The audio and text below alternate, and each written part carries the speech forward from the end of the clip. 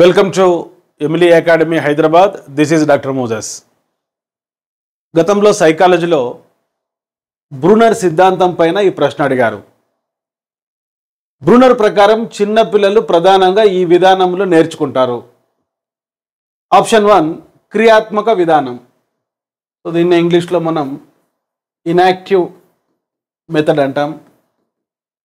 2 పురోగమన విధానం, ప్రోయాక్టివ్. 3వ ఆప్షన్ ప్రతీకాత్మక విధానం, సింబాలిక్. 4వ ఆప్షన్ ప్రతిమ చిత్ర విధానం, ఐకానిక్ మెథడ్. మీకు తెలుసు, జెరమ్ బ్రూనర్ ప్రకారం మన ఇంటర్నల్ రిప్రజెంటేషన్ మెమరీకి సంబంధించి, స్మృతికి సంబంధించి 3 విధాలుగా మనం గుర్తుంచుకుంటామని చెప్తాడు. దాంట్లో మొదటిది క్రియాత్మక విధానం, రెండవది ప్రతిమ చిత్ర విధానం, మూడవది ప్రతీకాత్మక విధానం. సైకాలజీలో ఒక ప్రశ్నకు ఆన్సర్ చేసేటప్పుడు ఎలిమినేషన్ మెథడ్ ఫాలో కావాలి. ఇక్కడ మనం ఎలిమినేట్ చేసుకోవాల్సిన అంశం ఏంటంటే, బ్రూనర్ ప్రకారం ఇంటర్నల్ రిప్రజెంటేషన్ మెథడ్స్, మనం ఒక సమాచారాన్ని ఏ విధంగా స్మృతిలో, ధారణలో గుర్తుంచుకుంటామో చెప్పే పద్ధతులు 3 పద్ధతులు. ఈ పురోగమన విధానం అనేటువంటిది బ్రూనర్ చెప్పిన పద్ధతి కాదు. కనుక ఒకటి ఎలిమినేట్ చేసుకుంటే probability of guessing correct answer 33.3% ఉంటుంది. ఎప్పుడైనా ఈ మల్టిపుల్ చాయిస్ బిట్స్ మనం ఆన్సర్ చేసేటప్పుడు, ఆన్లైన్ ఎగ్జామ్ కావచ్చు, ఆఫ్లైన్ ఎగ్జామ్ కావచ్చు, ముందు సరికానిది ఎలిమినేట్ చేసుకోవాలి.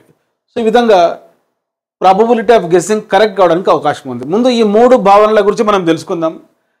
క్రియాత్మక విధానం అంటే యాక్షన్స్ ద్వారా నేర్చుకోవడం, చేస్తూ నేర్చుకోవడం, డూయింగ్ ద్వారా నేర్చుకోవడం. ప్రతిమ చిత్ర విధానం అంటే చూస్తూ నేర్చుకోవడం, ఇమేజెస్ ద్వారా నేర్చుకోవడం, కాంక్రీట్ మూర్త సంబంధమైన వస్తువులను చూస్తూ నేర్చుకోవడం. ఇక మిగిలిన 3వ పద్ధతి ప్రతీకాత్మక విధానం అంటే ఆలోచిస్తూ నేర్చుకోవడం, అమూర్త భావనలు, అబ్స్ట్రాక్ట్ కాన్సెప్ట్స్ నేర్చుకోవడం, ముఖ్యంగా లాంగ్వేజ్ ఉపయోగించడం లేక సింబల్స్ ఉపయోగించడం. చాలా సింపుల్. జెరమ్ బ్రూనర్ ప్రకారం మనం ఒక సమాచారాన్ని గుర్తుంచుకోవడంలో 3 ముఖ్యమైన పద్ధతులు ఉన్నాయి. మొదటిది క్రియాత్మక విధానం, దాన్నే ఇన్యాక్టివ్ అంటాం. ఇక్కడ గుర్తుపెట్టుకోండి, యాక్టివ్ యాక్షన్స్ చేస్తూ నేర్చుకోవడం. ఉదాహరణకు చిన్నపిల్లలు ప్లేవే మెథడ్లో, క్రీడా పద్ధతిలో నేర్చుకోవడాన్ని మనం క్రియాత్మక విధానం అంటాం. ముఖ్యంగా ఈ పూర్వ ప్రాథమిక పాఠశాల విద్యార్థులు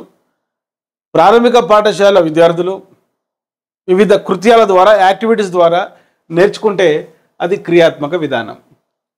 ఉదాహరణకు చిన్న చిన్న బాల్స్తో సూర్య కుటుంబం గురించి ఒక నమూనాను పిల్లలు తయారు చేయడం, ఆ నమూనా ఉపయోగిస్తూ ఆడుకోవడాన్ని మనం క్రియాత్మక విధానం అంటాం. రెండవది ప్రతిమ చిత్ర విధానం.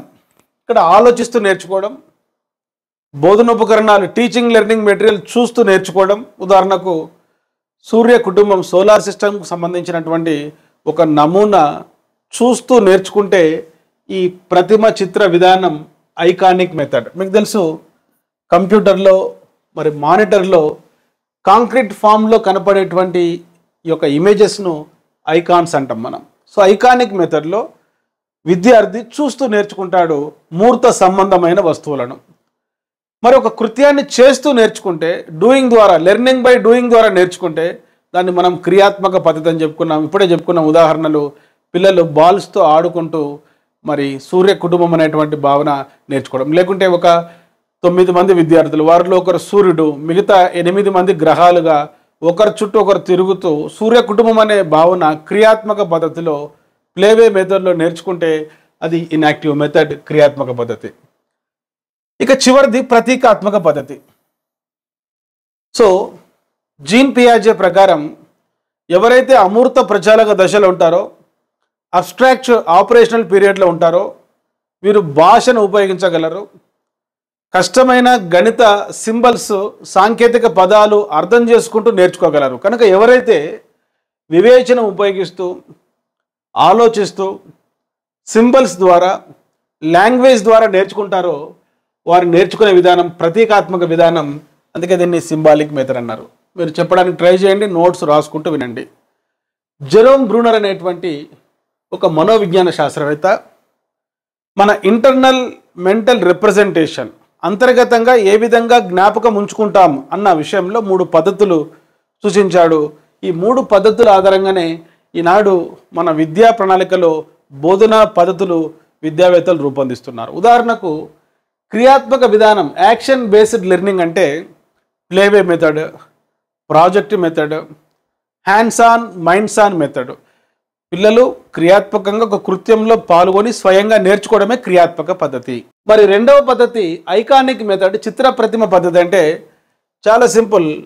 పిల్లలు చార్ట్స్ చూస్తూ నేర్చుకోవడం, గ్రాఫ్స్ చూస్తూ నేర్చుకోవడం, మ్యాప్స్ చూస్తూ నేర్చుకోవడం, కార్టూన్స్ చూస్తూ నేర్చుకోవడం, కామిక్స్ చూస్తూ నేర్చుకోవడం, ఫ్లాష్ కార్డ్స్ చూస్తూ నేర్చుకోవడం,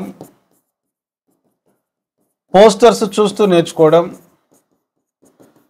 ఒక స్పెసిమెన్ చూస్తూ నేర్చుకోవడం, ఒక ఆబ్జెక్ట్ చూస్తూ నేర్చుకోవడం, వస్తువు, ఒక మోడల్ చూస్తూ నేర్చుకోవడం, ఒక డయోరామా చూస్తూ నేర్చుకోవడం, ఒక పప్పెట్ చూస్తూ నేర్చుకోవడం, వివిధ బోర్డ్స్ ద్వారా చూస్తూ నేర్చుకుంటే ఈ యొక్క ప్రతిమ చిత్ర విధానం ఐకానిక్ మెథడ్. మొదటిది యాక్షన్స్ ద్వారా నేర్చుకుంటే, రెండవది ఇమేజెస్ ద్వారా నేర్చుకుంటాడు ఇటువంటి బోధనోపకరణాల ద్వారా, మూడవది భాషను ఉపయోగిస్తూ ఆలోచిస్తూ వివేచిస్తూ నేర్చుకుంటే దానిని మనం ప్రతీకాత్మక పద్ధతి అంటాం. ఇక్కడ ఆన్సర్ చెప్పండి. బ్రూనర్ ప్రకారం చిన్నపిల్లలు ప్రధానంగా ఈ విధానంలో నేర్చుకుంటారు. చెప్పండి. క్రియాత్మక విధానంలో నేర్చుకుంటారు. పెద్దవారు ప్రధానంగా వయోజనులు ఏ విధానంలో నేర్చుకుంటారంటే వాళ్ళు భాషను ఉపయోగిస్తూ సింబల్స్ ఉపయోగిస్తూ నేర్చుకుంటారు కాబట్టి ప్రతీకాత్మక విధానంలో నేర్చుకుంటారు.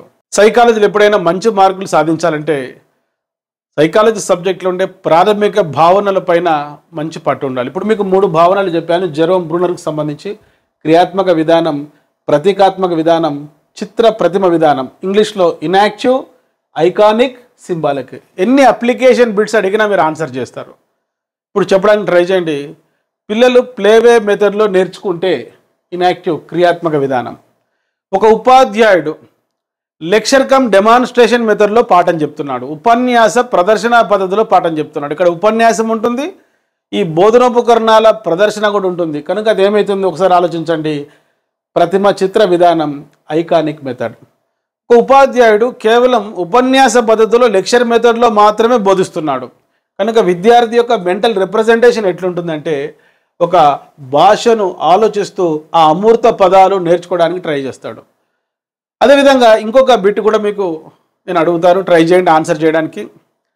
ఎడ్గర్ డేల్ కోన్ ఆఫ్ ఎక్స్పీరియన్స్లో ఎగ్జిబిట్స్, ప్రదర్శితములను చూస్తూ నేర్చుకున్న పిల్లవాడిలో జెరోమ్ బ్రూనర్ ప్రకారం ఏ రకమైన అభ్యసనం జరిగినట్లు 3 ముఖ్యమైన పదాలు మీరు గుర్తుపెట్టుకోండి. చేస్తూ నేర్చుకుంటే క్రియాత్మక విధానం, చూస్తూ నేర్చుకుంటే ప్రతిమ చిత్ర విధానం ఐకానిక్ మెథడ్, ఆలోచిస్తూ నేర్చుకుంటే భాషను ఉపయోగిస్తూ నేర్చుకుంటే ప్రతీకాత్మక విధానం సింబాలిక్ మెథడ్. ఇప్పుడు నేను చెప్పాను ఎగ్జిబిట్స్, ప్రదర్శితములను చూస్తూ నేర్చుకున్నాడు కాబట్టి ఆన్సర్ ఏమవుతుందంటే ఐకానిక్, ప్రతిమ చిత్ర విధానం. అదేవిధంగా ఎడ్గర్ డేల్ కోన్ ఆఫ్ ఎక్స్పీరియన్స్లలో ఒక పిల్లవాడు స్వయంగా ప్రయోగం చేస్తూ నేర్చుకున్నాడు, ఒక ప్రత్యక్ష ప్రయోజనాత్మక అనుభవంలో పాల్గొన్నాడు అంటే మనకు ఇనాక్టివ్ మెథడ్, క్రియాత్మక విధానంలో నేర్చుకుంటున్నట్లు. ఇక ఇంకొక ప్రశ్న అడుగుతా, ఆన్సర్ చేయడానికి ట్రై చేయండి. ఎడ్గర్ డేల్ కోన్ ఆఫ్ ఎక్స్పీరియన్స్లో శాబ్దిక చిహ్నాలు, వెర్బల్ సింబల్స్ అనేవి జెరోమ్ బ్రూనర్ ప్రకారం ఏ పద్ధతికి సంబంధించినవి? ఎప్పుడైనా సైకాలజీ యాజ్ ఇట్ ఈజ్గా లైన్ టు లైన్ కోడ్స్లు అడగడు. ఒక కాన్సెప్ట్ ఇంకొక కాన్సెప్ట్తో కోరిలేట్ చేస్తూ అడుగుతాడు. ఇక్కడ 2 concepts. Edgar Dale cone of ఎక్స్పీరియన్స్లో శిఖరం ఎగువ భాగాన ఉండే చివరి అనుభవం శాబ్దిక చిహ్నాలు వెర్బల్ సింబల్స్. అవి జెరోమ్ బ్రూనర్ ప్రకారం ఏ పద్ధతికి సంబంధించినవి? ఇనాక్టివ్ క్రియాత్మకన, ఐకానిక్ ప్రతిమ చిత్ర విధానమా, సింబాలిక్ ప్రతీకాత్మక విధానం? అంటే చెప్పండి. ఇక్కడ శాబ్దిక చిహ్నాలంటే అమూర్తపరమైన అంశాలు, భాషకు సంబంధించిన అంశాలు కనుక ఇక్కడ ఆన్సర్ సింబాలిక్ ప్రతీకాత్మక విధానం. డియర్ స్టూడెంట్స్, ఇటువంటి కంటెంట్తో కూడుకున్నటువంటి క్లాసెస్ కోసం వెంటనే మా YouTube channel Emily academy subscribe చేసుకోండి. ఈ వీడియోను వీలైతే తప్పకుండా లైక్ చేయండి, మీ ఫ్రెండ్స్కు షేర్ చేయండి. ఒకవేళ సైకాలజీ ఎంత చదివినా అర్థం కాకపోతే చాలా జాగ్రత్తగా వినండి. ఈ సైకాలజీ అనేటువంటిది చాలా డిఫికల్ట్ సబ్జెక్ట్. అది ఒక లెక్చరర్ ద్వారా డిఎడ్ బిఎడ్ కాలేజీ లెవెల్లో కానీ లేకుంటే ఒక మంచి ప్రామాణికమైన కోచింగ్లో కానీ నేర్చుకోవాలి. ఏపీ డిఎస్సి ప్రిపేర్ అయ్యే వారికి ఎస్జిటిలో 8 మార్కుల ఎడ్యుకేషనల్ సైకాలజీ ఉంది, 4 చాప్టర్లకు సంబంధించి. స్కూల్ అసిస్టెంట్ వారికి ఒక 5 మార్కులు ఉంది ఏపీ డిఎస్సికి సంబంధించి ఎడ్యుకేషనల్ సైకాలజీ. అదేవిధంగా తెలంగాణ డిఎస్సిలో మారిన పర్స్పెక్టివ్స్ ఇన్ ఎడ్యుకేషన్లో సైకాలజీ కూడా భాగంగా ఉంది. చాలామంది ఇంకా సిలబస్ కూడా సరిగా అవగాహన చేసుకోలేదు. సో పర్స్పెక్టివ్స్ ఇన్ ఎడ్యుకేషన్లో సైకాలజీని చేర్చారు ఈ తెలంగాణ డిఎస్సిలో. ఇది ఒక ప్రత్యేకత కనుక ఇక్కడ సైకాలజీ సబ్జెక్ట్ను అర్థం చేసుకోవాలి. అదేవిధంగా హాస్టల్ వెల్ఫేర్ ఆఫీసర్ జాబ్కు సంబంధించి కూడా ఎడ్యుకేషనల్ సైకాలజీకి సంబంధించిన కొన్ని చాప్టర్లు ఉన్నాయి. డిప్యూటీ ఎడ్యుకేషనల్ ఆఫీసర్ జాబ్కు సంబంధించి కూడా ఎడ్యుకేషనల్ సైకాలజీకి సంబంధించి మరి కొన్ని చాప్టర్స్ ఉన్నాయి. ఈ సైకాలజీ మీరు ఏదో ఒక ప్రింటెడ్ బుక్ తీసుకొని చదవకుండా మరి ఎమిలీ అకాడమీ క్లాసెస్ వింటూ నోట్స్ రాసుకుంటూ నేర్చుకున్నారంటే మీ ఇంటి దగ్గర నుండి మీ మొబైల్ ఫోన్ చూస్తూ అద్భుతంగా ఈ క్లాసెస్ నేర్చుకోవచ్చు. నేను ఒక 10 మినిట్స్లో 3 ఇంపార్టెంట్ పాయింట్స్ చెప్పాను. మరి ఇటువంటి టాపిక్ వైజ్ క్లాసెస్ కోసం, టాపిక్ వైజ్ టెస్ట్ సిరీస్ కోసం వెంటనే ఈ వీడియో డిస్క్రిప్షన్లో ఇచ్చిన లింక్ ద్వారా ఈ ఎమిలీ అకాడమీ అనే మొబైల్ యాప్ ఇన్స్టాల్ చేసుకోండి. లేకుంటే ప్లే స్టోర్లో ఎమిలీ అకాడమీ అని టైప్ చేసి యాప్ ఇన్స్టాల్ చేసుకోవచ్చు. ఒకవేళ మీ ఫోన్ ఐఫోన్ అయితే మై ఇన్స్టిట్యూట్ అనేటువంటి యాప్లో ఆర్గనైజేషన్ కోడ్ ఎమిలీ అని టైప్ చేసి మరి ఐఫోన్లో కూడా మీరు మా మొబైల్ యాప్ ఇన్స్టాల్ చేసుకోవచ్చు. సో ఈ యాప్లో ఎడ్యుకేషనల్ సైకాలజీ తెలుగు మీడియంలో, ఇంగ్లీష్ మీడియంలో క్లాసెస్ ఉన్నాయి. అదేవిధంగా పర్స్పెక్టివ్స్ ఇన్ ఎడ్యుకేషన్, పెడగాజీకి సంబంధించిన క్లాసెస్ కూడా ఉన్నాయి. కాబట్టి యాప్ ఓపెన్ చేసి ఇందులో స్టోర్ అనేటువంటి ఫోల్డర్లో కోర్సెస్ ఉన్నాయి. మీకు కొన్ని డెమో క్లాసెస్ కూడా ఇవ్వడం జరిగింది, అవి చూడండి. ఒకవేళ ఆ క్లాసెస్ నచ్చితే వెంటనే ఈ కోర్సు యాక్సెస్ చేసుకుంటూ ప్రిపరేషన్ మొదలుపెట్టండి. డియర్ స్టూడెంట్స్, ఫ్రాన్సిస్ బేకన్ ప్రకారం నాలెడ్జ్ ఈజ్ పవర్. మనం ఎగ్జామినేషన్ హాల్కు నాలెడ్జ్ లేకుండా, కంటెంట్ లేకుండా పోతే ఈ 1:100 కాంపిటీషన్లో, ఈ 1:200 కాంపిటీషన్లో జాబ్ సాధించడం చాలా కష్టం. కనుక ఎప్పుడైనా మనకు ఒక డిఫికల్ట్ సబ్జెక్ట్ పైన పట్టు ఉండాలి. ఎడ్యుకేషనల్ సైకాలజీ అనేది ఈ యొక్క ఉద్యోగాలకు సంబంధించి డిఫికల్ట్ సబ్జెక్ట్ కాబట్టి మీకు ఎంత చదివినా ఈ సైకాలజీ అర్థం కాకపోతే ఒకసారి ఎమిలీ అకాడమీ క్లాసెస్ వినండి, సబ్జెక్ట్ అర్థం చేసుకోండి, జాబ్ సాధించండి. I wish you all the best.